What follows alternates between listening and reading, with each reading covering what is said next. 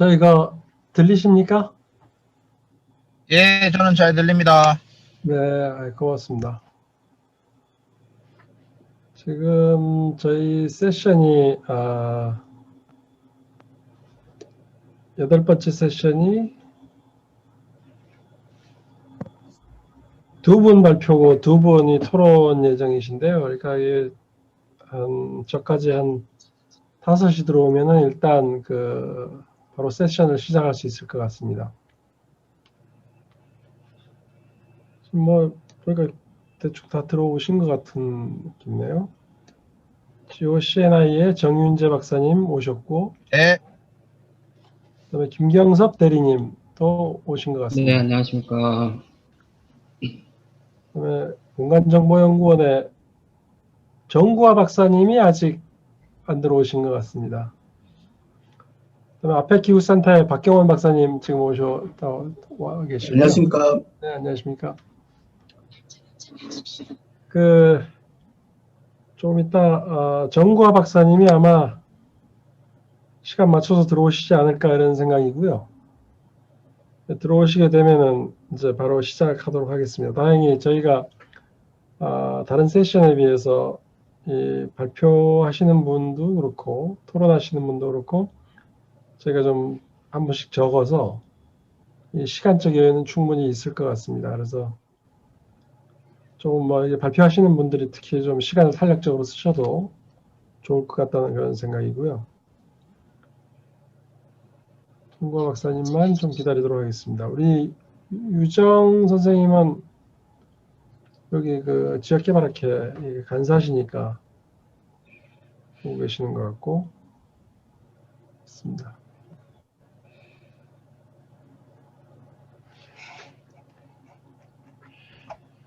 이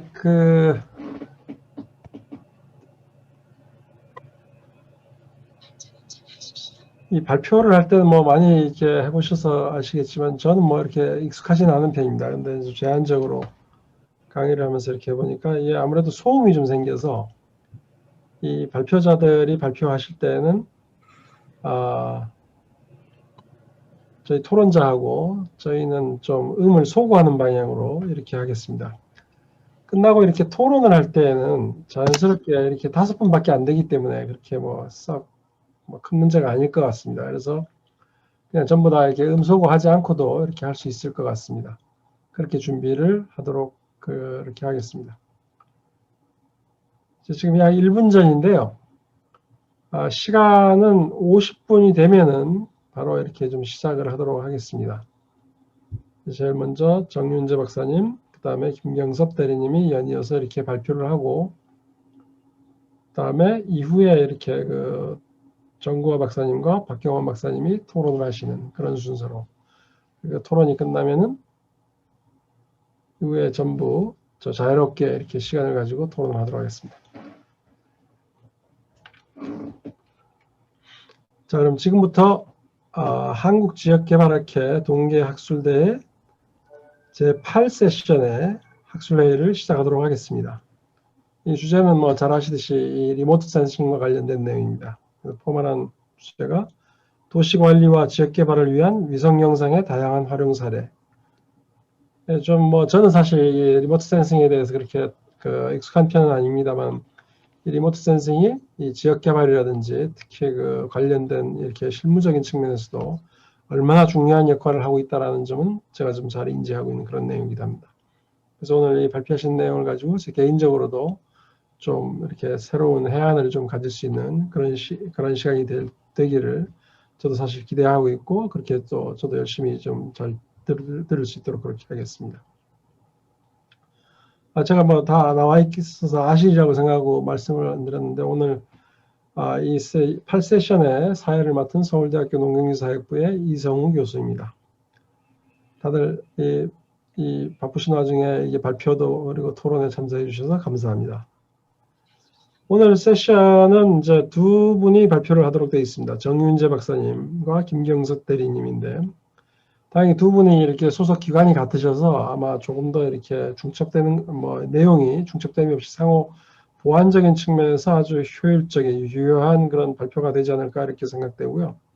실제 내용도 좀 이렇게 그 지형 변화 탐지 기술 및 사례를 보여준다 그런다면 또 후반부에 김영석 대리님은 재재난 관련해서 위험 탐지 기술 및 사례. 그래서 이게 엠피리컬 에비던스 중심으로 이렇게 하시기 때문에 굉장히 좀, 야, 이게 굉장히 좀 효율적이고 경험적인 그런 연구구나, 이런 느낌이 많이 있습니다. 모두에 잠깐 말씀을 드렸지만, 이 두 분에게 배당된 시간은 각각 20분씩입니다. 하지만 더 필요하시다고 판단이 되시면은 20분에 구애받지 마시고 그냥 계속 발표를 하셔도 무방할 것 같습니다. 말씀드렸듯이 저희가 좀 시간적 여유가 충분히 있어서 충분히 발표 시간을 가지시기 바랍니다. 두 분이 발표가 끝나면은 정구화 박사님과 박경원 박사님이 토론하는 시간을 갖도록 그렇게 하겠습니다. 토론하는 시간은 뭐 5분씩으로 이렇게 배정되어 있지만 마찬가지로 두 분 그 토론하는 그런 내용도 시간도 그런 구애받지 마시고 좀 자유롭게 토론해 주시면 감사하겠습니다. 토론자가 아까 개별 이런 발표하시는 논문의 주제에 예속되지 않기 때문에 자유롭게 어떤 논문이든 뭐 이렇게 말씀해 주시면 좋을 것 같습니다. 자, 그럼 먼저 우리 GOCNI의 정윤재 박사님께서 발표를 해주시겠습니다. 정 박사님 부탁드립니다. 네, 발표를 시작을 이제 하도록 하겠습니다. 안녕하십니까. 저는 여기 이성우 교수님께서 소개시켜 준 바와 같이 저는 이제 주식회사 GOCNI의 정윤재라고 하고요. 현재 저는 이제 공간정보기술연구소 소속입니다. 오늘 저의 발표 주제는 위성 영상을 활용한 지형 변화 탐지 기술 및 사례에 관한 발표를 하도록 하겠습니다. 우선은 제가 이제 솔직히 저는 이제 저는 이제 여태까지 이제 GIS 쪽이나 원격 탐사 쪽 학회 활동을 주로 해가지고 아니면 또 수자원이나 방제나 이쪽으로 활동을 많이 했는데 한국 지역 개발 학회는 솔직히 제가 발표가 처음입니다. 처음이라 가지고 여기 회장님이신 조덕호 교수님이 연락 주셔가지고 제가 발표를 좀 해달라고 해서 했기 때문에 간단한 제 소개를 우선적으로 하도록 하겠습니다. 제가 이제 학부는 그러니까 GIS 쪽 전공학과가 우리나라에 그렇게 많이 없습니다. 인하대학교나 서울시립대 이 정도밖에 없어가지고 이제 학부는 인하대학교 공간정보공학과 나왔고 석사 박사는 이제 미국 오하이오 주립대학교의 공간정보공학과에서 석사 박사를 했고 현재 이제 주식회사 GOCNI의 공간정보기술연구소 저희 기업부설 연구소입니다. 거기 연구소장 겸 현재 이제 경북대학교 국토위성정보연구소 객원연구원 이렇게 있고요. 현재 지금 다양한 특히 위성 영상의 원격 탐사죠. 원격 탐사 GIS 관련해서 다양한 과제에 참여하고 지금 사실은 오늘도 제가 지금 원래는 지역개발학회 광화문에 가려고 했었는데 오늘 저희 그러니까 위성 영상 관련 과제 최종 평가가 있어가지고 그거 발표 최종 평가 참석한다고 제가 지금 온라인으로 하는 거라 가지고 이제 지금 외부에서 제가 지금 줌을 들어서 하고 있어가지고 좀 양해를 부탁드리겠습니다. 그래서 지금 현재 제가 위성 영상과 관련된 다양한 학술대회, 다양한 과제 참여 경험이나 다양한 학술대회, 기술 개발, 특히 저는 이제 또 공학 쪽이라 가지고 소프트웨어, 위성 영상 처리할 수 있는 소프트웨어를 직접 개발을 합니다, 저도. 그래가지고 그쪽이라 가지고 제가 발표를 이제 시작하도록 하겠습니다. 우선 여기서 보면 원격 탐사를 대부분 이제 아무래도 지역 개발학회가 이제 도시계획 쪽이나 그쪽에 계신 교수님들이 많은 것 같아가지고 제가 이제 원격 탐사에 관해서 이제 간단하게 요즘은 위성 영상도 많이 쓰지만 인공위성도 많이 쓰지만 요즘은 드론도 많이 쓰거든요. 드론도 많이 쓰기 때문에 이제 각각의 장단점이란 게 있어요. 위성의 장단점, 드론의 장단점이 다르기 때문에 그래서 저도 위성 관련 인공위성 영상 분석에 관련 과제도 많이 하고 있고 또 드론에 관련된 과제도 많이 하고 있거든요. 그래가지고 이게 어떻게 보면 상호보완적입니다. 근데 어쨌든 이런 드론이나 위성이나 어떻게든 사람이 갈 수 없는 지역에 이런 사람이 갈 수 없는 지역의 어떠한 지형 정보나 분광 정보를 획득하기 위한 그런 기술이죠. 어떻게 보면 이런 이동체, 인공위성도 이동체고 드론도 이동체인데 원격 탐사라는 건 리모트 센싱이라는 건 꼭 요즘은 옛날에는 원격 탐사라 그러면 다 인공위성 이렇게 되는데 요즘은 꼭 그렇진 않아요. 항공기, 드론 다 커버가 됩니다. 그래서 이동체, 멀리 떨어져 있는 대상물을 관측하기 위해서 이동체에 대한 센서 아니면 이동 현황, 이동 패턴 이런 거를 컨트롤하는 기술을 이제 원격 탐사라고 합니다.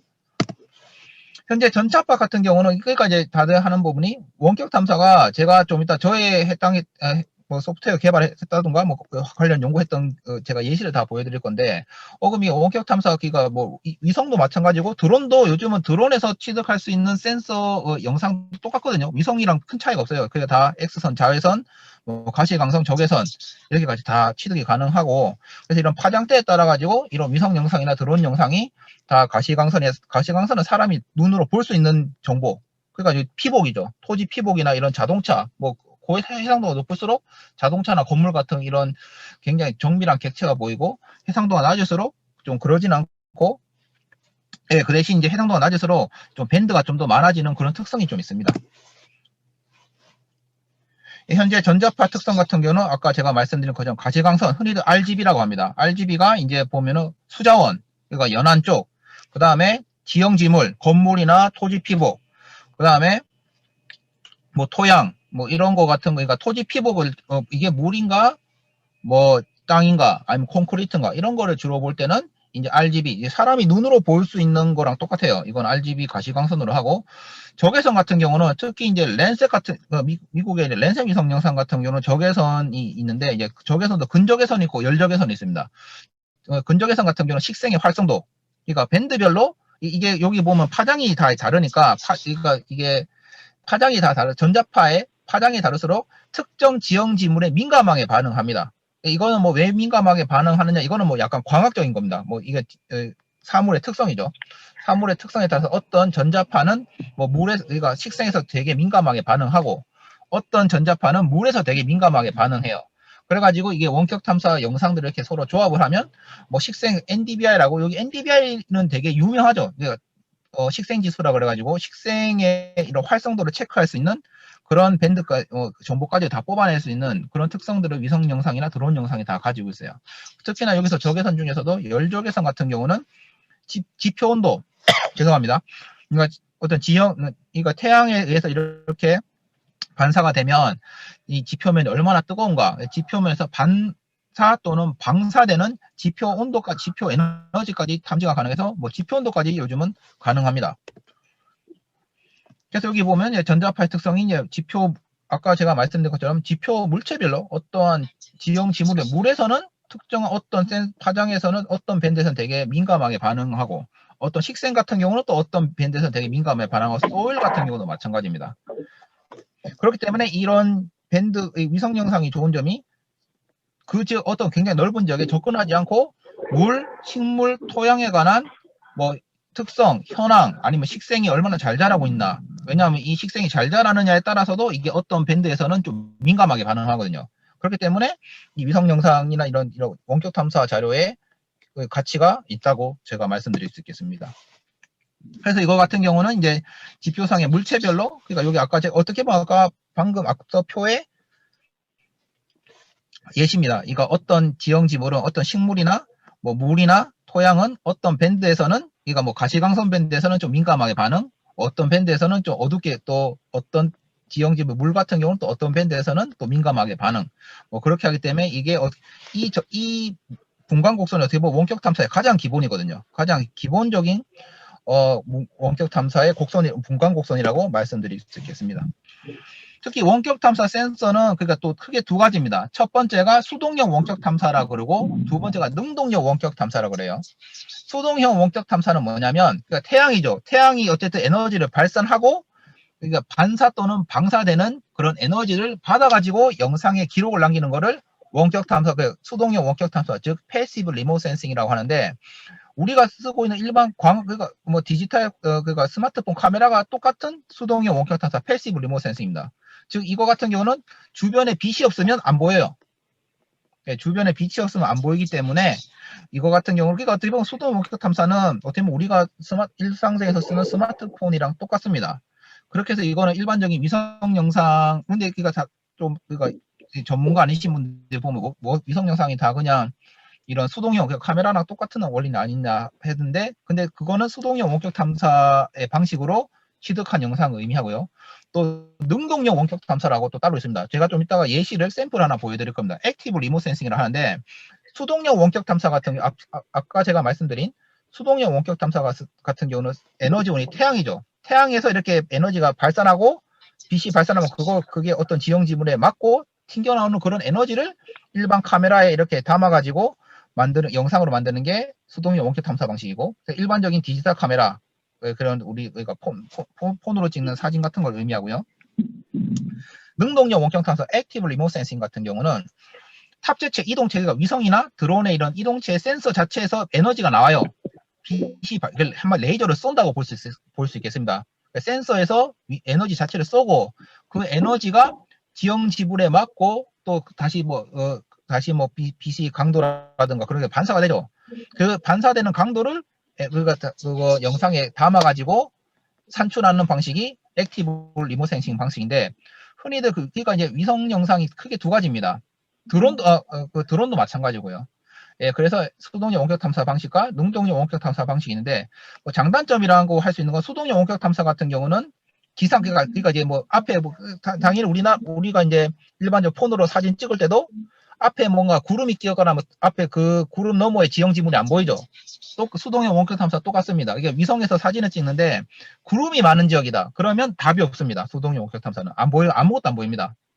능동용 원격 탐사 같은 경우는 이 센서에서 직접 빛을 쏴가지고, 예, 그 빛이 지형 지물에 맞고 튕기는 그 정보 가지고 영상을 만들기 때문에 그런 기상 조건에 거의 영향을 안 받습니다. 그런 차이점이 있어요. 그래서 여기 보면은 제가 아까 말한 원격 탐사 센서의 종류가 수동 센서가 있고 능동용 센서가 있고, 초다분광 센서라는 거는 뭐냐면 보통 위성 영상 같은 경우 밴드가 우리나 흔히들 말 렌스 위성 영상은 밴드가 한 10개 정도 됩니다. 밴드가 10개, 뭐 센티넬 같은 경우는 밴드가 그것도 한 10개 정도, 10개 전후로 되는데, 근데 초다분광 센서 하이퍼 스펙트럴 리모트 센싱이라는 건 밴드가 한 200개 정도 돼요. 그러니까 식생의 종류별, 초다분광 센서 하이퍼 스펙트럴 리모트 센싱은 센서는 어떻게 쓰이냐면 식생의 종류별로, 식생이 이게 침엽수가 있고 활엽수가 있고 그냥 일반적인 나지, 초지 이런 거 많지 않습니까? 네, 그런 식생의 종류별로 이런 상태를 보는 그런 굉장히 미세하게 식생의 활성도라든가 아니면은 물에서 이제 물의 오염도, 녹조, 적조, 클로로필 이런 걸 다 구분할 때, 그때 왜냐하면 이게 밴드가 막 200개, 300개 되기 때문에 이런 미세한 정보의 차이까지도 담을 수가 있어서 그때 쓰이는 게 초다분광 센서라고 합니다. 초다분광 센서 근데 위성 같은 경우는 미국 나사에서 운영하고 있는 하이페리온밖에 없는데, 초다분광 센서 같은 경우는 현재 드론에 많이 써요. 드론으로 해가지고 환경부에서 어떤 드론에 초다분광 센서를 끼워서 이제 우리나라 하천 수지를 볼 때 그때 많이 쓰고 있습니다. 아까 제가 말씀드린 수동용 센서 같은 경우는 이제 이런 식으로 태양이 에너지원이고 태양에서 이렇게 지표면에 오면은 빛이 반사되거나 방사되니까 그거를 이제 영상에서 정보를 담아서 배출하는 이런 방식이고, 예. 자, 그래서 수동용 센서가 이게 그러니까 여기 혹시 랜센 영상에 대해서 많이 아시는 분이나 본데, 랜센 위성 같은 경우는 1972년부터 지금까지 미국 나사랑 미국 USGS, 미국 기술사고에서 공동 개발해서 전 세계 최초의 상업용 위성이고요. 민간에서 활용하게 만든 위성이고, 1972년부터 현재는 랜셋 8호가 운영되고 있습니다. 보통 위성의 생명이 위성이 한번 쏘면은 이게 수십 년 돌아가는 게 아니에요. 보통 위성이 개발할 때 평균적으로 4년에서 5년 정도를 그 정도까지만 이제 운영하고, 물론 4년, 5년 지났는데도 계속 운영되는 경우는 많아요. 보통 위성 같은 7, 8년도 운영하긴 하는데, 보통 우리나라 지금 컴셋이나 국토 관측 위성 같은 경우 보통 4년 활동 주기를 4년, 5년 생각하고 이렇게 발사하거든요. 그래서 지금 현재 랜셋 1호가 1972년에 세계 최초로 상업용 이런 민간 활용, 여태까지 인공위성 대부분 군사 목적으로 많이 썼었으니까 이전 같은 경우는. 근데 지금 이 랜셋 같은 경우는 이제 민간에서 활용하려고 만든 최초의 위성이고요. 미국에서 만들었고, 현재는 랜셋 8호가 운용 중이고, 예, 그래서 이제 현재 근데 공간 해상도는 30m인데, 이게 이게 저희 원격 탐사 쪽에서 많이 쓰는 펜 샤프닝, 공간 해상도를 좀, 높일 수 있는 기술이 있어요. 그것까지 하면 15m까지 가능합니다. 그래서 이게 랜셋이 유명한 게 아까 말씀드린 거 1972년부터 하면서, 이게 그 위성이란 게 지구를 중심으로 계속 공전하죠. 공전할 때문에 16일 간격으로 동일한 전 세계 어느 지역에는 16일 간격으로 촬영된 데이터가 누적돼 있어요. 그래서 우리가 보통 그래서 보면은 어떻게 보면 랜셋 위성 영상이 어떻게 보면 진짜 진정한 빅데이터라고 볼 수 있겠습니다. 72년부터 지구 표면에 모든 정보가 다 들어있기 때문에 랜셋이 대표적인 예고.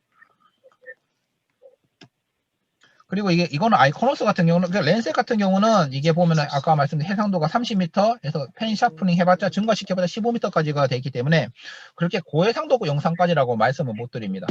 말씀 못해. 고해상도, 일반적으로 고해상도 위성 영상이라 그러면 공간 해상도 1m 이하거든요. 1m에서 요즘 나오는 경우는 50cm까지 나와요. 지금 우리나라 컴셋 3나 3A 정도 하더라도 55cm예요. 그 다음에 미국의 월드뷰 같은 경우도 50cm입니다. 거의 50cm가 30cm가 그럴 거예요. 지금 아이코노스 같은 경우도 현재 2000년에 쏘아 올렸는데 지금 현재 공간 해상도가 1m까지 되고 있어요. 그러니까 1m 이상은 돼야지, 최소한 1m 정도 되면 이제 뭐 건물이라든가 30m, 아까 말한 여기 랜셋 같은 경우는 건물 같은 건 잘 안 보여요. 그러니까 여기서 딱 보시면 아시겠지만 이게 뭐 도시냐 흙이냐 뭐 식생이냐 이 정도까지만 보이지 이게 뭐 건물이냐 뭐 도로냐까지는 잘 안 보입니다. 랜셋 같은 경우 해상도가 별로 안 좋기 때문에.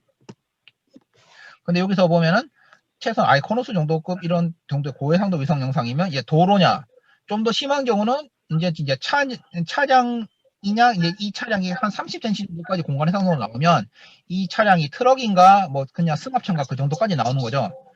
예, 그렇게 해서 지금 우리가 건물이냐, 건물도 이제 어떤 이게 집인가 그냥 일반적인 뭐 이런 앞 빌딩인가 이런 것까지 구분할 수 있을 정도의 해상도는 최소한 1m 정도는 되면 가질 수 있고, 근데 아이코노스 같은 경우는 이런 상업용 이거 고해상도 위성 영상일수록 돈 주고 사야 됩니다. 그러니까 여기 있는 랜셋 위성 영상이 참 좋은 게 이거 랜셋은 공짜예요. 랜셋은 미국의 그 USGS 사이트에 들어가서 공짜로 다 다운받을 수 있어요. 회원가입만 하면. 근데 이런 아이코노스 같은 경우는 이게 돈을 주고, 아이코노스나 이런 아까 제가 말씀드린 컴셋이나 이런 월드뷰 같은 경우는 돈 주고 직접 구매를 해야 됩니다. 예, 그런 조금 뭐 장단점이 있죠. 그 대신 장단점이 있어가지고 뭐는 게 좋다라고. 보통 원격 탐사 연구자들이 이제 어떤 특정한 목적에 따라서, 그러니까 이런 거 나는 뭐 도로 지도를 그릴 거다, 전국에 있는 도로 지도를 만들 거다, 그러면 굳이 랜셋은 쓰지를 못하고 이런 아이코노스나 이런 컴셋, 우리나라 컴셋 위성 영상을 쓰는데 그 같은 경우 돈 주고 사서 돈 주고 영상을 구매해야 되고. 근데 이런 랜셋 같은 경우는 우리나라 이제 그러니까 예를 들어서 경상북도 전체의 식생의 분포 현황, 산림의 면적 이 정도로 볼 때는 솔직히 랜셋까지만 해도 충분하죠. 그래서 이런 원격 탐사 연구자들이 이런 내가 어떤 걸 연구하고 싶냐, 어떤 거를 분석하고 싶냐에 따라서 써야 되는 위성 영상의 종류나 이런 것들이 다 예산 이런 거 다 다릅니다. 현재 원격 탐사기 위성 영상이 이제 현재 우리나라뿐만 아니고 일본 미국의 그런 원격 탐사 그가 수동용 센서 가지고 쓴 영상들 워낙 많아가지고 이건 다 예시를 의미하는 거고요. 아까 제가 말씀드린 초분광 센서 같은 경우는 아까 제가 말씀드린 랜셋 같은 경우는 밴드가 한 10개 정도, 그러니까 가시광선, 연료개선, 근적외선 그 정도 있고, 그 다음에 고해상도 영상일수록 센서가 더 이렇게 해상도가 높을수록 밴드 숫자는 더 적어집니다. 그래서 아까 제가 말씀드린 컴셋이나 그런 1m 이하의 공간 해상도를 자랑하는 그런 고해상도 위성 같은 센서 같은 경우 오히려 그거는 밴드가 4개, 5개밖에 안 돼요. 예, 근데 이런 아까 말씀 초분광 영상 같은 초분광 센서 같은 경우는 밴드가 최소 60개, 제가 본 게 60개 아니면 진짜 200개까지 제가 본 적이 있습니다. 그래서 식생의 미세한 종류에 따른 식생의 이런 활성 이거 식물량의 차이 그런 거를 다 탐지할 때 이런 초분광 센서를 주로 씁니다. 그래서 초분광 센서 같은 경우는 이제 이거 보면은 하이페리온 그렇게 많이는 없어요. 그러니까 그 다음에 모디스라고 여기 기후변화 쪽 하시는 분들은 분명히 아는 위성이 있는데, 모디스 센서 같은 경우는 이거는 공간 해상도가 거의 한 200m예요. 그러니까 이거 같은 모디스는 어떤 거냐면 한반도 전체의 식생량이라든가 이것도 이제 미국에서 나사에서 운영하는 건데 이거는 전 세계가 다 촬영되는데 근데 이거 같은 경우는 진짜 거의 한반도 정도, 한반도의 전체의 공간 해상도가 이건 2픽셀 크기가 200m, 500m 다 이 정도 되기 때문에 이거는 도시에 별로 이거는 좀 안 되고, 이건 한반도 전체의 식생량이라든가 이런 어떤 변화를 탐지하고 싶을 때 모디스를 많이 쓰는데, 모디스도 이렇게 밴드가 40개, 50개 이렇게 정도 됩니다. 네. 그렇게 이런 소분광 센서가 이런 식으로 되고요. 그래서 아까 제가 말씀드렸던 능동용 센서는 아까 여태까지 다 제가 수동용 센서, 그러니까 태양이 에너지인 그런 수동용 센서 말씀드렸는데, 능동용 센서 아까 액티브 리모트 센싱 같은 경우는 그러니까 위성 내에 자체에 탑재된 레이저에서 빛을 쏴가지고 그 빛이 지형 지물에 맞고 돌아온 에너지 값을 기록하기 때문에 이 같은 경우는 아까 주간 수동용 센서 같은 경우 주간밖에 정보가 획득이 안 되는데, 능동용 센서 같은 경우는 기상의 영향도 거의 받지 않고 장점이죠. 그 다음에 야간에도 정보 획득이 용이합니다. 그렇지만 단점도 이게 그러니까 장단점이 각각 있어요. 예, 능동용 센서의 단점은 당연히 자체 에너지원 가지고 영상을 획득을 하기 때문에 전력 소모가 많죠. 즉 생명이 짧습니다. 예, 광학 센서에 비해 가지고 생명이 짧고 또 이게 처리 과정이 복잡해요. 그러니까 이런 아까 제가 좀 나중에 제가 보여드린 뭐 싸나 이런 능동용 센서 가지고 취득한 영상이 좀 자체 센서에서 발사된 에너지를 가지고 뭔가 하기 때문에 되게 전파 분석을 잘해야 되고 해가지고 좀 자료 처리 과정이 복잡하고, 그리고 전력 소모가 많아서 그러니까 수동용 센서가 뭐 5년에서 10년 쓸 수 있는데 능동용 센서는 뭐 3년에서 5년밖에 못 쓴다. 그런 단점이 있습니다. 수동용 센서 같은 경우는 흔히들 뭐 레이더라고 하기도 하고요. 아니면 이렇게 실개구 레이더 이렇게 하고, 아니면 합성개구, 위성에 탑재된 거는 합성개구 레이더라 그래가지고, 그러니까 안테나에서 이런 식으로 보통 이게 뭐 저도 이제 싸는 그렇게 전공이 아니기 때문에 뭐 제가 전문가 정도의 지식은 아닌데, 싸 같은 경우는 위성이 2개입니다. 위성이 2개에서 각각 위성에서 센서가 달려 있어 가지고 전자파를 계속 쏴요. 그 전자파에 그러니까 당연히 동일한 지점을 양쪽에서 2개의 위성에서 근처에 있는 2개 위성 가지고 레이저를 쏜 다음에 그 레이저 신호를 해석해 가지고 영상으로 만드는 게 합성 개구 레이더, 한마디로 싸 영상의 처리 방식이에요. 어떻게 보면 굉장히 자료 처리 과정이 복잡하고, 실제로 우리나라에서 원격 탐사하시는 분들 중에서 싸 영상을 다룰 수 있는 분은 그렇게 많이 없습니다. 실제로 제가 아는 분도 거의 뭐 손가락에 꼽는 분들밖에 없어요. 그 정도로 좀 쉬운 방법이 아니고. 그래서 싸 같은 경우는 주로 어떻게 쓰이냐면 아까 말한 수자원, 물 분석, 그러니까 수자원의 뭐 지표, 그러니까 뭐 물이 얼마나 이제 양이 차 있나 그런 거를 많이, 왜냐 기상 영향을 안 받기 때문에 수자원 쪽을 많이 본다고, 아니면 산사태 이쪽을 많이 산사태 분석을 할 때 싸 영상이 많이 쓰입니다. 실제로 여기 보면은 이게 싸 영상이 좋은 게, 왜냐하면 싸 영상이 이런 장점이 뭐냐면, 그러니까 아까 말한 그러니까 수동용 센서 일반적인 랜셋이나 이런 뭐 컴셋이나 아이코노스 같은 경우는 아까 제가 말씀드린 기상 영향을 많이 받아요. 앞에 그러니까 위성이 대기권에서 떠 있는데 그 위성과 지표 사이에 구름이 있다. 답이 없습니다. 구름을 제거하는 방법은 거의 불가능해요. 근데 이런 능동용 센서 같은 경우는 구름이 있던 없건 그냥 그러니까 자체 센서에서 레이저를 발사해서 쏴버리기 때문에 그 레이저가 구름을 뚫어버리니까 구름의 영향을 거의 안 받아요. 그러다 보니까 특히 홍수가 났을 때, 홍수가 나면 물이 어디까지 차 있는가가 굉장히 중요하죠. 그럴 때 홍수가 났거나 아니면 가뭄이 들었을 때 물이 어디까지 이렇게 후퇴하고 있는가, 그런 거를 다 할 때 이런 수위 분석가 홍수나 이런 수위 분석할 때 싸가 많이 쓰이고, 특히나 또 화산 같은 거는 분석할 때, 왜냐 화산재 때문에 이런 또 능동용 센서는 이게 잘 안 보이죠. 뭐 불 났다거나 하면은 당연히 불이 나거나 불 쪽에 관련돼 있으면 불 연기 때문에 또 수동용 센서 같은 경우는 불 때문에 영상이 다 흐려집니다. 근데 이런 능동용 센서 같은 경우는 불이 뭐 나도 연기에 안 가리니까 지표면에 정확하게 볼 수 있거든요. 그래서 이런 식으로 능동용 센서가 이런 장단점이 다 있어요. 다 있고, 이제 이거는 제가 여태까지 연구했던 방식인데, 그러니까 이거 위성 영상 활용하기, 위성 영상이 주로 지형 변화나, 저는 뭐 단순히 지형 변화에만 국한하지 않고 여러 가지를 했습니다. 그러니까 객체 인식. 그러니까 이걸 같은, 지금 이 연구는 제가 이제 한반도, 그러니까 남해안 쪽에 있는 양식장 시설물이죠. 정밀 객체 중에 하나가 양식장 시설물인데, 아까 제가 설명드린 랜셋 같은 경우는, 랜셋 영상 같은 경우는 밴드, 그러니까 공간 해상도가 30m이기 때문에 당연히 양식장 안 보입니다. 근데 이거 같은 경우는 제가 컴셋 3인가 그 공간 해상도 70cm 가지고 했기 때문에 이렇게 양식장의 개수가 다 보이고, 제가 여기에서 인공지능을 좀 적용해가지고 이런 양식장의 개수를 다 자동적으로 파악할 수 있는 알고리즘까지 제가 다 개발해가지고, 이거는 뭐 이미 논문에 다 나와 있습니다. 논문에 다 내가지고 이런 위성 영상에서 양식장이 이제 뭐 물에 잠기는 양식장이 있고 물에 떠 있는 양식장이라는 게 있잖아요. 그 양식장의 개수, 양식장의 종류 이런 거 다 파악할 수 있는 이런 기법을 제가 개발해 가지고 한 적이 있고, 그다음에 이거 같은 경우는 이제 렌셋, 이거는 렌셋입니다. 그러니까 렌셋 같은 경우 어떻게 쓰냐면 이거 여기서는 영이나 토지 피복 변화요. 특히 여기 이 영상에 보면은 왼쪽 영상 둘 다 렌셋 영상 가지고 했고, 둘 다 렌셋 영상 가지고 했고, 이거 왼쪽 영상 같은 경우는 이게 둘 다 대상 지역은 대구입니다. 대구 광역시고요.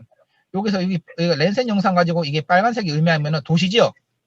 그러니까 이거를 제가 이것도 그냥 토지 피복 분류 기법을 적용해 가지고 이거 같은 경우는 2007년에 촬영된 렌셋 위성 영상 가지고 그러니까 도시 지역의 현황 이걸 다 제가 매핑을 했고, 여기 같은 경우는 그러니까 2017년 이 연구가 뭐냐면 2007년에서 2017년 동안 대구 광역시의 도시 팽창이 얼마나 진행되었는가 그걸 보고 싶어가지고 제가 이 연구를 한번 시작을 해봤습니다. 그래서 가지고 이거는 2007년에 대구 광역시를 촬영한 위성 영상으로 도시 지역과 비도시 지역을 매핑해서 한 결과, 이거 여기 같은 오른쪽 같은 경우는 2017년에 촬영된 대구 광역시를 촬영한 렌셋 위성 영상 가지고 도시 지역과 비도시 지역을 구분 매핑한 영상입니다. 그렇게 해서 이거 뭐 여기 빨간 점은 좀 무시하셔도 되고요. 역시 이 노란 지역은 이거와 이거의 차이죠. 여기서 이제 2007년에서 2017년 사이에 10년 동안 도시가 개발된 지역을 제가 이렇게 매핑을 하는 기술을 만들어 가지고 한번 논문을 한번 내봤습니다. 이런 식으로 한번. 그러니까 이게 어떻게 보면 위성 영상이 좋은 게, 특히 렌셋은 진짜 1972년 데이터부터 16일 간격으로 누적된 데이터가 많다 보니까 특히 여기 도시 쪽이나 이런 지역 개발하시는 분들은 이게 어떤 특정 지역이 뭐 1980년대부터 90년대부터 지금까지 얼마나 어떻게 개발됐는가를 다 볼 수 있어요. 네, 그런 점이 렌셋 위성 영상이 굉장히 좋은 점입니다. 그리고 이거 같은 경우는 이거는 고해상도 컴센 위성 영상 가졌었는데, 동해안에 이것도 이제 아까 거랑 좀 비슷해요. 이게 토지 피복을 그러니까 얼마나 어떻게 보고 이거는 이제 약간 해양 관련 연구입니다. 그러니까 해안선을 제가 매핑하고 싶어가지고, 해양선이 뭡니까? 해안선이 바다 지역에서 물과 육지의 경계선이잖아요. 그래서 이 해안선을 매핑하기 위해서 일단 우선적으로 토지 피복을 구분해야 되기 때문에 이런 식으로 이게 인공지능 기법을 토지 피복 알고리즘 적용해서 위성 영상으로부터 이게 물과 뭐 식생과 이렇게 육지 이런 식으로 제가 구분을 한 이런 영상을 제가 이렇게 한번 해봤습니다. 우선은 이제 제가 발표는 이 정도고, 현재 지금 또 제가 한 가지 말씀을 제가 드리고 싶은 게, 이때까지는 지금 문제 우리나라가 이제 아까 말씀드린 렌셋이나 뭐 센티넬 같은 외국 영상 가지고 많이 썼는데, 제가 지금 하고 있는 연구가 어떤 거냐면, 우리나라가 지금 국토부, 지금 환경부, 해양수산부가 그 다음에 농림수산부가 각각의 위성들을 다 개발하고 있어요. 그래서 지금 국토부 같은 경우는 국토관측 위성, 기존에 있는 컴셋, 아리랑 위성, 다목적 위성인 컴셋 위성 영상 같은 경우는 이거는 국정원에서 주로 운영하거든요. 군사 정보를 군사 정보를 보기 위해서 많이 하는 거기 때문에, 그래가지고 이게 좀 업무가 겹치다 보니까 올해 3월 달에 국토부에서 개발한 국토관측 위성이 올라갑니다.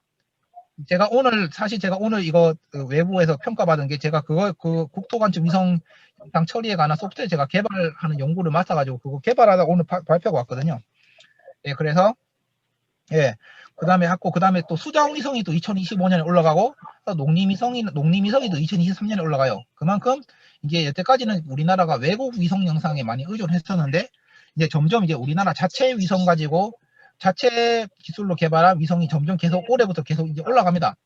올라가면 여기 뭐 물론 분야는 여기 한국 지역개발학회가 대부분 이제 지역개발 쪽 뭐 연구자들 분들이 하지만, 이 같은 경우는 이제 이런 위성 영상이 이제 예전에는 위성 영상에 접근하는 방법이 되게 쉽지 않았고 어려웠는데, 이제 점점 쉬워지고, 특히 저 같은 사람이 기술 개발을 하면서 막 이런 그러니까 민간에서 쓸 수 있는 소프트웨어까지 다 개발할 수 있기 때문에, 이렇게 하면 위성 영상의 활용 빈도나 이런 폭이 점점 넓어지고, 특히나 우리나라 자체 기술로 우리나라 국토부나 해양부에서 다 운영하는 위성들이 각각 올라가면, 여기 이런 문과 쪽에서 이런 지역 개발 쪽, 아무래도 문과 성향이 강하니까 문과 쪽에서 이제 오시는 연구자님들이 훨씬 더 위성 영상을 더 쓰기가 쉽지 않을까라고 생각을 합니다. 이상으로 제가 발표를 마치겠습니다. 예, 경청해 주셔서 감사합니다. 아유, 감사합니다. 이게 그렇습니다. 좀 그렇게 익숙하지 않은 내용임에도 불구하고 그래도 이게 현장에서 현실에서 어떻게 응용되고 있는가를 아주 잘 소개해 주셔서 이해하는 데 좀 도움이 된 것 같습니다. 자, 감사합니다. 예. 특히 좀 저희 굉장히 말씀을 들어보니까 이 바쁘신 와중에 이 시간을 내서 저희 학회에서 이렇게 소중한 발표를 해주셔서 다시 한번 감사드리고요. 그 연이어서 같은 기관에 계신 GOCNI에 계신 김경섭 대리님이 위험 탐지 기술 및 사례에 대해서 발표를 하도록 하겠습니다. 근데 여러분 다 아시겠지만 그 사이에 우리 이 공간정보연구원의 정구화 박사님께서 이렇게 시간 맞춰서 와주셨습니다. 감사합니다. 네, 이 두 분, 네, 죄송합니다. 늦었습니다. 네, 이 두 번째 발표를 듣고 그 다음에 이 정구화 박사님과 박경원 박사님이 연이어서 토론을 갖는 시간을 갖도록 하겠습니다. 자, 그러면 김경섭 대리님 발표를 시작해 주십시오.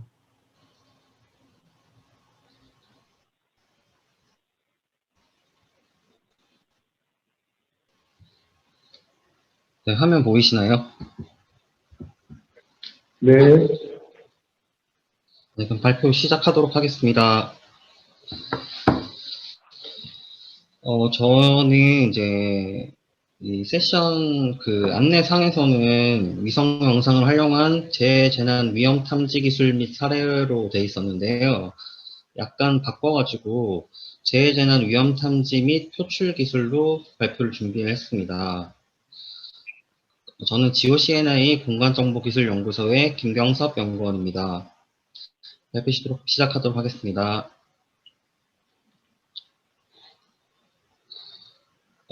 발표를 이 PPT를 크게 두 가지로 분리를 해서 준비를 했는데요.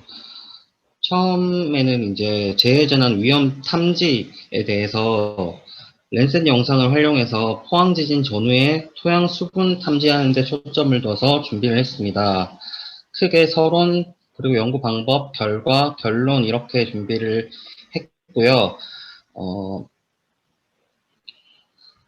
서론부터 들어가겠습니다.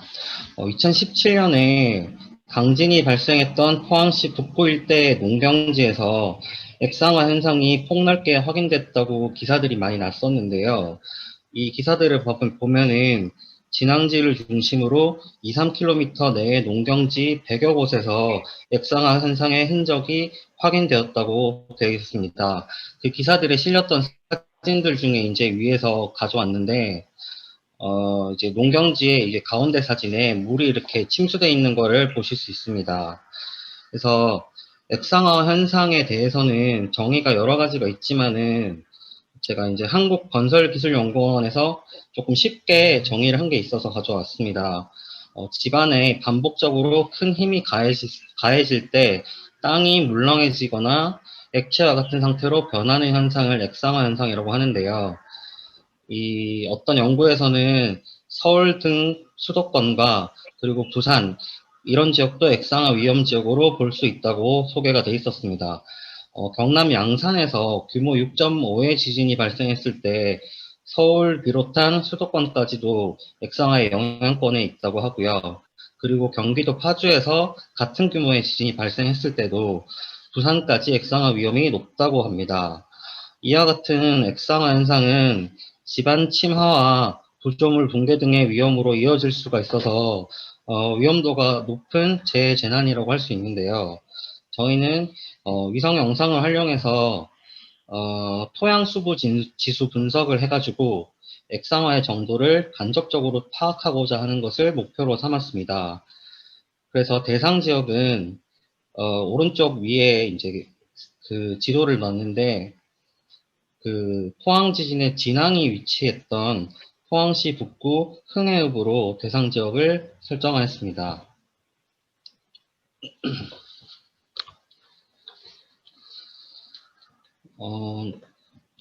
저희가 최종적으로 이제 필요한 거는 토양 수분 지수라고 SMI 영상인데 이거는 오른쪽 이제 글 적어놓은 거에서 보면 수식이 있는데요. LST라고 하는 이 지수가 필요합니다. 그래서 LST는 지표 온도를 말하는데 이 LST를 구하기 위해서 랜셋 위성 영상을 가지고 이용을 했고요. 랜셋 8호의 10번 밴드, 열적외선 밴드를 이용해서 지표 온도를 추출했습니다. 데이터는 포항 지진이 2017년 11월 15일에 일어났기 때문에 그 전후로 해서 9월 13일, 10월 31일, 11월 16일, 그리고 12월 2일의 데이터를 취득했습니다. 그래서 이러한 이 네 가지 영상을 가지고 QGIS에서 RS and GIS 플러그인을 이용해 가지고 LST 영상을 생성을 했고요. 이 영상의 그 통계값을 확인을 해서 LST 최대값과 그리고 최소값을 확인한 다음에 SMI 영상을 생성을 했습니다. 저희가 이제 흥해읍을 기준으로 확인을 하는데요. 이거를 이제 위험도별로 좀 보고 싶어가지고 공동 연구를 하고 있는 건설기술연구원에 좀 부탁을 했습니다. 그래서 500년, 1000년, 2400년의 재현 주기별 액상화 위험도를 받아서 이거를 기준으로 이제 위험도별로 영상을 이제 잘랐는데요. 이 재현 주기라는 게 저도 참 긴가민가 했는데 처음에는 약 이게 500년, 1000년, 2400년에 한 번 일어날 만한 정도의 강한 규모의 지진이 왔을 때 액상화가 나타날 수 있는 위험도를 표시한 지도입니다, 이게. 그래서 그 위험도에 따라서 파란색, 노란색, 주황색, 빨간색으로 이제 표시를 했는데 요거는 관심, 주의, 경계, 심각이라는 4단계로 일단 설정이 되어 있습니다. 근데 요거는 이제 공통적으로 합의된 뭔가의 기준은 아니기 때문에 일단 색상에 따라서 구분을 하고 사용을 했습니다.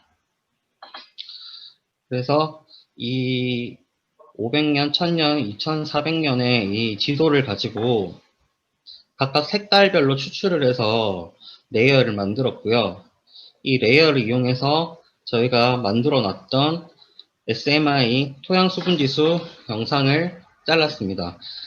그리고 그 잘라낸 영상에서 픽셀별 평균값을 비교를 해서 만든 것이 다음 표입니다.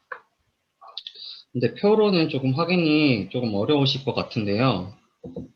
오른쪽에 이제 그래프를 보시면은 9월에서 10월로 약간 하향하는 걸 보이다가 지진 이후에 11월 16일이 되면은 상승하는 경향을 보이고 있습니다. 그리고 이게 12월이 돼도 떨어지지 않고 유지가 되는 모습을 보이는데요. 예, 저희는 이거를 기후적인 측면에서는 겨울로 갈수록 건조해지기 마련인데 토양 수분이 유지가 되고 있다는 점에서 지진에 영향이 있다고 판단을 했습니다. 그리고 저희가 근데 위험도별로 이거를 잘랐는데 위험도별로는 차이가 거의 없고요. 단지 이제 경향만 비슷하게 나타나는 것을 확인할 수 있습니다. 그리고 500년 주기에 레드 빨간색의 경우에는 이게 여기는 표시는 안 해놨는데 그 빨간색에 해당하는 범위가 약 0.06 제곱킬로미터로 이게 범위가 너무 작아가지고 값이 좀 튄 것이라고 이렇게 판단을 하고 있습니다. 그래서 빨간색보다도 범위가 좀 넓은 블루 지역의 평균을 보는 게 조금 더 좋은 결과를 확인할 수 있다고 생각이 됩니다. 그래서 지금까지의 이제 결론은 저희가 액상화 정도를 원격 탐사를 활용해서 탐지하기 위해 랜셋 위성 영상을 활용해서 포항시 흥해읍 일대의 토양 수분 지수 변화를 비교를 했는데요. 재현 주기별 액상화 위험도별로 평균값을 비교한 결과 포항 지진 이후에 토양 수분이 다소 증가하고 또 유지되는 경향을 확인했습니다. 여기서 이제 위험도별 차이는 거의 없었는데 시기별로 지진 전후의 액상화 정도를 탐지할 수 있는 가능성을 확인했습니다. 그렇지만은 저희가 지금 연구를 한 데이터가 일단 2017년에 국한되어 있고, 그래서 대상 지역의 평년 토양 수분을 함께 비교해 볼 필요가 있습니다. 저희가 이제 2013년과 2015년 그리고 2018년, 2019년 영상을 일단 취득을 해서 동일한 과정으로 실험을 진행 중인데요. 해당 과정을 거치면은 저희가 논문 투고를 준비하고 있어서 신뢰성을 좀 더 높일 수 있을 것이라고 기대가 됩니다. 그래서 원격 탐사를 활용해서 재해재난 탐지에 관한 것은 여기까지이고요. 다음은 위성 영상을 활용해서 재해재난을 표출하는 것에 대한 내용입니다.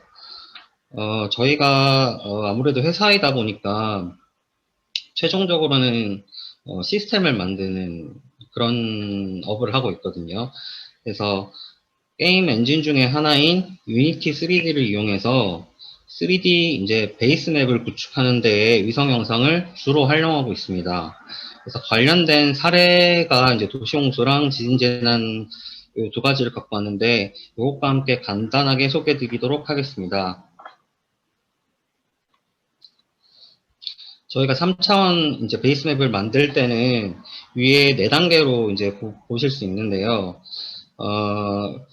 일단 처음에 DEM이라고 GIS 소프트웨어에서 만들 수 있는 수치 표고 모델이 선행돼야 됩니다. 그래서 이거는 일반적으로 수치 지형도에서 등고선과 표고점을 추출을 하고 그 다음에 보관을 해서 만들 수 있는데 저희가 이렇게 생성된 DEM을 유니티에 가져와 가지고 일단 베이스 맵으로 구축을 합니다. 이 과정에 이제 메쉬를 구성한다고 되어 있는데 이게 이제 그물망 형태의 격자예요. 그래서 이 지금 아랫부분 그림에 보시면은 요 지형들이 격자로 그물 무늬로 표시가 되고 있는 것을 보실 수 있을 것 같은데 요렇게 메쉬를 짜가지고 지형을 만든 다음에 그 위에 위성 영상이나 아니면 항공 영상 같은 거를 이렇게 씌우면 덮어 쓰면은 3D 맵이 완성이 됩니다.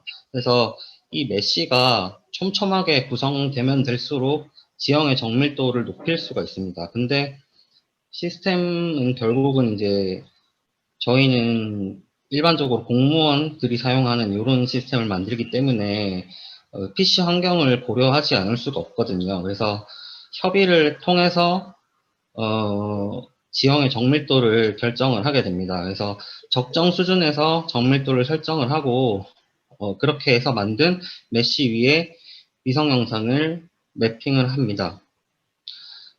이 과정에서 또 이제 아래에 타일링 기법이라고 하는 거를 적용을 하는데요. 이게 이 사용자의 사용 환경을 고려하면서 조금이나마 이제 더 정밀도를 높일 수 있는 방법이라서 사용을 하고 있습니다. 제가 위에 말씀드린 단계대로면은 메쉬 하나의 지도를 만들 때 하나의 메쉬에 그 위에 하나의 영상을 덮으면 된다 이렇게 생각을 하실 건데 이거를 한 번에 큰 지역 같은 경우에 하나의 메쉬에 하나의 영상을 덮어서 그거를 사용자가 로딩을 하게 되면 이 컴퓨터에 부하가 너무 많이 걸리게 됩니다. 그래서 메쉬와 영상을 각각 같은 동일한 크기로 타일 모양으로 잘라 가지고 각각 결합을 한 다음에 순차적으로 불러오는 방법을 사용을 하는 게 타일링 기법이라고 할 수 있습니다. 이렇게 하는 이유는 일단은 전체를 하나로 한 판으로 만들어서 읽어드리면 컴퓨터에 부하가 너무 많이 걸리기 때문에 이렇게 나누면은 이거를 순차적으로 부르면서 그 부하를 줄일 수가 있습니다. 그게 가장 큰 이유고 그리고 이게 부하가 줄어든 만큼 나머지 여유 자원을 조금 더 메쉬를 정밀하게 만들어도 되는 선까지 이렇게 정밀도로 올릴 수가 있습니다. 그래서 타일링 기법을 사용을 하고요. 왼쪽에 있는 거는 이제 예시로 16개 타일을 나눠서 결합한다고 되어 있는 그것이고, 오른쪽 같은 경우에는 이게 경기도의 안양천 일대인데요. 위에 있는 사진은 한 판으로 만든 베이스 맵이고, 아래는 임의로 100개의 타일로 잘라서 구축한 베이스 맵입니다. 일단은 알아보실 수 있게 이 잘라놓은 흔적들을 남겨놓은 상태고요. 딱 보기에 왼쪽에 이제 산지에 볼륨이 좀 생기고, 그리고 오른쪽쯤에 이제 주위의 도로라든지 건물이라든지 이런 부분이 좀 더 뚜렷해진 것을 확인하실 수 있습니다. 그래서 이렇게 만든 베이스맵으로 저희는 공간 정보를 이 위에다 표출하는 그런 시스템을 주로 개발을 하는데요.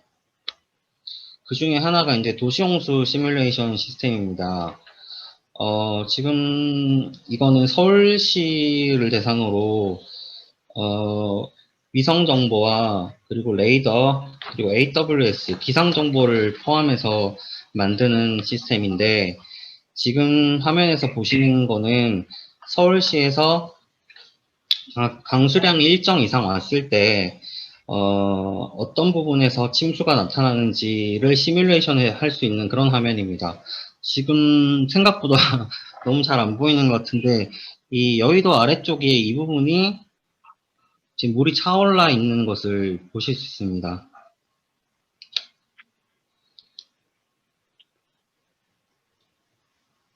그리고 같은 시스템 안에서 이제 부가적인 기능으로 과거에 침수되었던, 지금 화면에서는 2010년부터 13년까지 체크가 되도록 되어 있는데, 이 시기에 침수가 되었던 곳에 흔적을 나타내는 침수 흔적도를 볼 수도 있고요.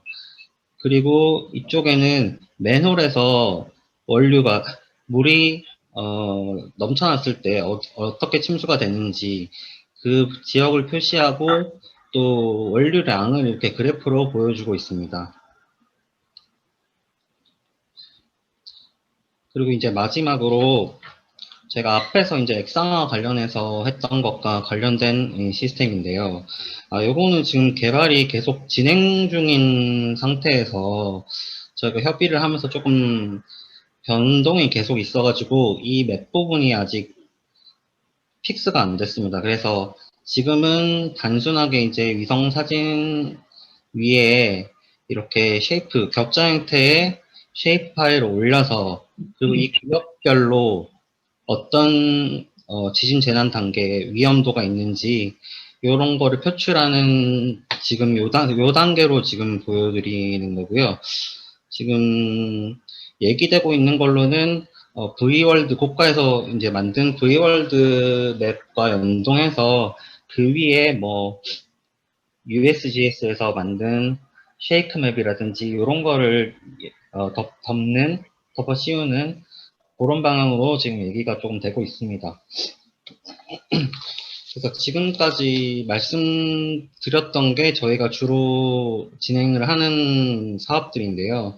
이것들과 마찬가지로 일단은 위성 영상을 활용해서 3D 맵을 만들고, 그 위에 이와 같은 각종 공간 정보를 표출해서 의사결정을 지원하는 시스템을 주력으로 개발하고 있습니다.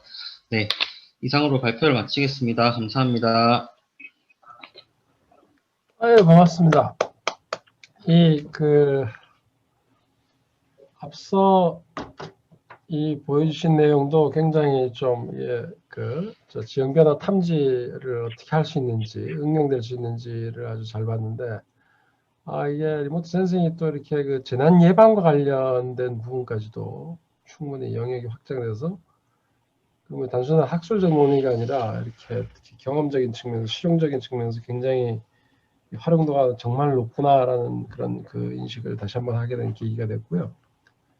그리고 또 이게 굉장히 좀 상호 보완적인 측면에서 이렇게 발표를 해주셔서 굉장히 고맙습니다. 자, 그러면은 당초 예정됐던 대로 오늘 세션에 두 분의 토론자가 계시는데요. 이 공간정보연구원의 정구화 박사님과 아펙기후센터의 박경원 박사님입니다. 예, 순서는 그 먼저 이렇게 프로그램에 적시되어 있는 대로 정구화 박사님이 먼저 하시고 박경원 박사님이 연이어서 이렇게 토론을 해주시겠습니다. 이 그 시간은 한 5분 정도로 이렇게 당초 예정돼 있었지만 뭐 거기에 굳이 구애받지 마시고 자유롭게 이렇게 토론해 주시기 바랍니다. 그러면 정구화 박사님 부탁드리겠습니다. 네. 우선 발표하신 거 잘 들었습니다. 지금 인공위성을 이용을 해서 현실적인 부분에 있어서 활용하는 방안까지 제시하는 연구를 보여주셔서 대단히 감사합니다. 그런데 지금 인공위성을 이용을 해서 현황에 대한 파악을 한다든가 그런 초분당 센서를 이용하는 부분들은 다양한 형태로 지금 진행이 되고 있는데 이 부분에 있어서 지형 변화나 재난 쪽에 조금 특화하신 부분은 매우 좀 흥미로웠다고 생각을 합니다. 향후에 이 부분을 어떤 식으로 조금 더 발전을 시키실지 말씀을 좀 해주실 수 있을까요? 네, 지오시나의 정재입니다. 여기 박사님 말씀드린 것처럼 저희 이거를 현재 연구도 하고 있고, 뭐 이거 관련 논문도 많이 써봤고, 그다음에 예를 들어서 이제 이거에 관련해서 이제 국가 R&D 사업도 많이 하고 지금은 하고 있는데, 결국 뭐 이건 제 생각이긴 하지만 이게 저는 이제 언제나 민간 쪽을 한번 생각을 하고 싶어가지고, 예를 들어서 이제 요즘은 해외 사례이긴 하지만은 이런 위성 영상 이런 거 가지고 보험 상품을 개발한다거나 뭐 그런 쪽에 많이 쓰인 쪽도 있다고 하더라고요. 그러니까 이제 뭐 식생지수나 이런 거 하면 식생의 활성도나 이런 농업 생산량 예측 이런 거까지 가능하니까 결정적으로 이런 걸 해서 이제 뭐 보험 상품을 만든다거나 저는 결국 그래서 저희는 국가 사업도 저희도 이제 회사가 계속 이렇게 가는데 궁극적으로는 이런 거 위성 영상이 물론 이제 요즘은 이제 이런 아까 말씀드린 랜셋처럼 공짜 위성도 무료로 쓸 수 있는 위성도 많다 보니까 이걸로 어떤 비용 부담이 좀 적다면 이런 걸로 어떤 서비스를 만들어 가지고 뭐 요즘은 서비스가 다 플랫폼이죠. 플랫폼을 기반으로 해서 어떻게 보면 그렇습니다. 위성 영상 공격탄 이런 거 하려면 뭔가 이걸로 해서 어떤 활용한 거나 흔히 비즈니스 모델 만든 거나 좀 돈을 벌려면 위성 영상뿐만 아니라 이런 IT 기술 웹이나 이런 만든 것까지 다 할 줄 알아야 되거든요. 그래서 결국 저는 이걸 해서 나중에는 목표는 민간 쪽으로 한번 가보는 거. 그러니까 이제 민간에서 이제 쓸 수 있는 뭐 보험 상품을 만든다거나 재난 상품 이런 거지 않습니까? 좀 그런 거를 한번 만들면 되게 훨씬 더 이 분야가 발전하기 좋지 않을까라는 생각을 합니다. 예, 이상입니다.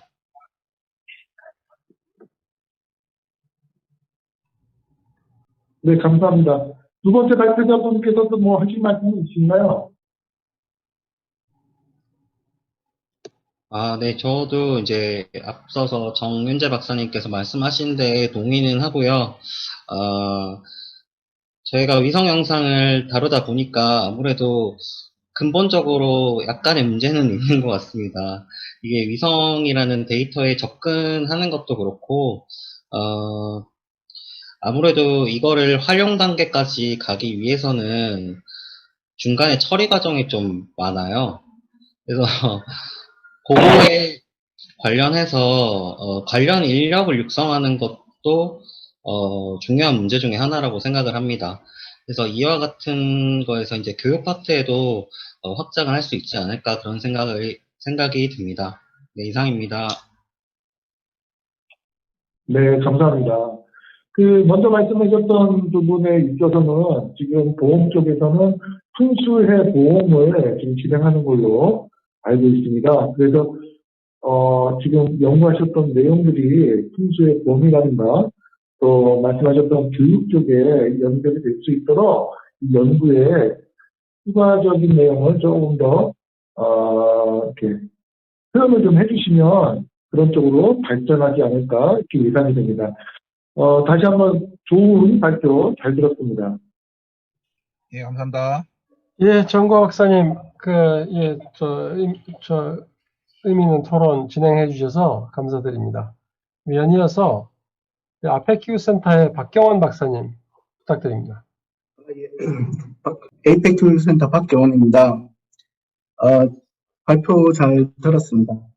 예, 여러분들도 잘 아시겠지만, 작년 여름에 이제, 중국이라든지 일본, 그리고 한국 쪽에 비가 많이 왔었는데, 그런 부분들도 이제, 뭐, 물론 레이더로도 이제 관측을 가능하지만, 위성을 통해서 우리나라 첫 기상위성인 천리안 위성을 통해 가지고, 그 비가 얼마큼 오는지 이렇게 관측이 가능했었습니다. 근데 그렇게 짧게 10분 동안 오는 정보들을 가지고 계산량을 하게 되면 물론 이제 모니터링도 중요하지만 한 1시간, 2시간 정도에 이제 비가 앞으로 얼마나 올 것인지 그런 부분들도 저희들이 계산이 가능하거든요. 그러면은 앞으로 비가 뭐 저기 서울 쪽에 강남 쪽에 이제 뭐 침수될 만큼의 비가 한 시간 뒤에 더 올 것이다.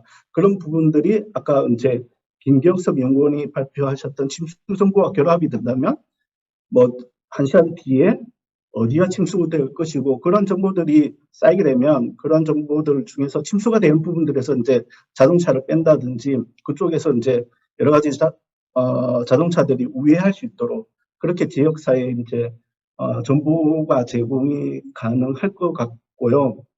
그리고 이제 제가 이제 사는 곳이 부산인데 부산 같은 경우도 보면은 꼭 침수가 아니더라도 이제 여러분들이 여러분 처음 주변에 운동하시는 분들이 비가 오면은 이제 흙탕물 튀어가지고 운동을 못 하거든요. 그러면 그때 비가 얼마나 많이 오는지를 뭐 위성이라든지 레이더로 예측하는 것도 중요하지만 이런 정보들이 얼마나 빨리 언제 이제 끝날 것인지 그래서 이제 대기하고 있던 분들이 그 이제 자리에 이제 운동하는 부분들을 빨리 청소를 하면 지역 주민들이 빨리 이제 나가서 운동을 할 수 있는 그런 부분들도 좀 뭐랄까 지역 사회에 이제 도움이 많이 되는 부분들이었습니다. 그래서 이제 우리가 모니터는 중요하지만 앞으로 조금 더 이제 예측 뭐 그런 부분에 대해서도 저희들이 조금 더 이제 노력을 해야 될 부분들이고 그리고 이제 그런 여러 가지 이제 센서들의 융합들이 향후 더 지역 사회에 이제 도움이 많이 될 거라고 생각을 하고 있습니다. 그리고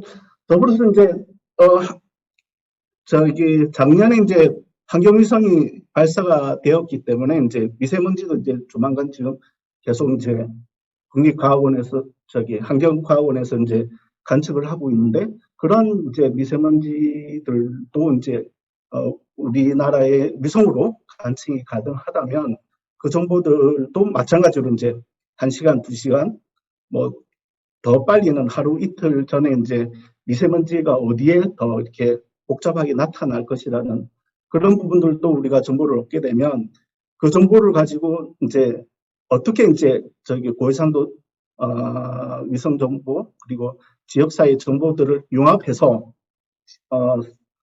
그 도시민들에게 이렇게 유익하게 정보를 제공할 수 있는 부분들 이런 부분들도 조금 더 같이 고민을 많이 해봐야 될 것 같습니다. 그리고 이제 여러분들도 잘 아시겠지만 최근에 이제 딥러닝 기술이 발달이 되어서 이전에 아까 앞에 말씀드렸듯이 이제 구글 같은 경우에서는 저희들도 뭐 1시간, 2시간 예측을 했지만 딥러닝 기술을 이용해 가지고 뭐 최장기는 6시간까지 비가 어디에 얼마나 오는지 이런 것들을 예측하는 연구도 지금 진행이 되고 있기 때문에 뭐 이런 최신의 어떤 딥러닝 기술도 연결을 하게 되면 지금보다 좀 더 이렇게 다양하게 자연재해를 이렇게 피해 저감할 수 있는 기술들이 우리 사회에 접목이 되지 않을까 그렇게 생각을 하고 있습니다. 그리고 마지막으로 이제 정윤재 박사님도 말씀하셨듯이 이제 새롭게 뭐 저기 수자원위성이라든지 산림위성 그리고 또 뭐 농림위성이라든지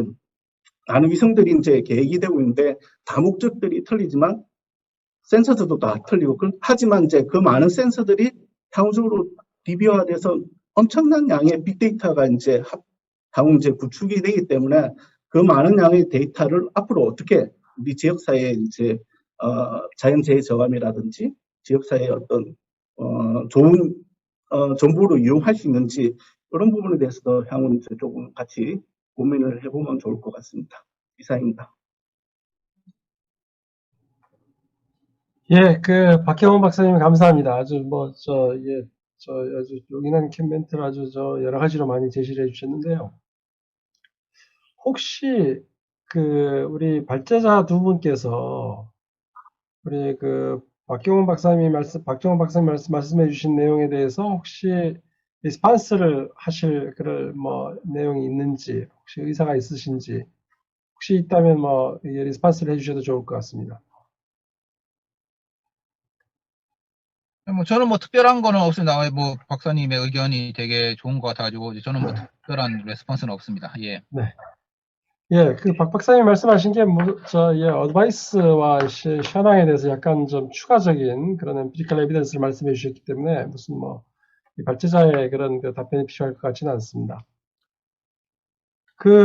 오늘 저는 사실 개인적으로 저는 이제 지역 개발을 하는 사람이지만 리모트 센싱에 대해서는 이제 주로 이제 지리학에서 하겠거니 생각하고, 그다음에 이제 또 여러 가지 매핑 수준에서 이렇게 하는 건 좀 봤어도 이렇게 실질적으로 이렇게 어떻게 이게 발전이 되고 어떻게 응용이 되는가는 오늘 사실 처음 알았습니다. 근데 이게 저는 주로 이제 공공 부분에서 많이 응용이 되고 있겠지, 그다음에 학문적인 측면에서 많이 좀 응용이 되고 있겠지 이렇게 생각을 했는데, 오늘 말씀을 들어보니까 이게 민간 부분에 이런 활성화에도 굉장히 지금 큰 발전을 이루고 있고, 특히 이런 일상생활에 있어서도 이게 굉장히 요긴하게 쓸 수 있다는 측면에서 아주 저는 개인적으로 아주 중요한 그런 저한테는 좀 모멘텀이 있다고 생각되고요. 그러한 측면에서 이렇게 좋은 발전을 해주신 두 분께 진짜 진심으로 감사드립니다. 특히 굉장히 바쁘신 가운데서 이렇게 시간을 내서 발표를 해주셨기 때문에 굉장히 감사드리고요. 특히 저희 학회에 그런 학문적 영역을 확장시키는데 굉장히 큰 기여를 한 세션이 아닌가 이런 생각이 들고요. 그런 측면에서 특히 우리 회장님이, 회장님의 노고가 아주 오늘 제가 이렇게 느끼기에도 이렇게 학문적으로 이렇게 저희 학회 영역을 이렇게 확대시켜서 이렇게 좋은 세션에 좋은 토론이 가능하도록 이렇게 해주신 데 대해서 감사드립니다. 오늘 이제 저희가 비록 이렇게 두 분의 발제자와 두 분의 토론자만 있었지만 시간을 1시간 이상 소요해가면서 충분히 이렇게 토론을 해주셔서 진짜 진심으로 감사드리고요. 향후에도 저희 학회에서 또 여러 가지 그런 기회가 있어서 모실 때 여러 가지 다양하게 참여해 주시고 좋은 의견, 좋은 발표 또 부탁드리겠습니다. 오늘 저희 한국지역개발학회 동계 학술회에 참석해 주셔서 진심으로 감사드리고 오늘 좋은 저녁 시간 되시기 바랍니다. 감사합니다. 감사합니다. 네, 감사합니다. 감사합니다. 수고하셨습니다. 수고하셨습니다. 예.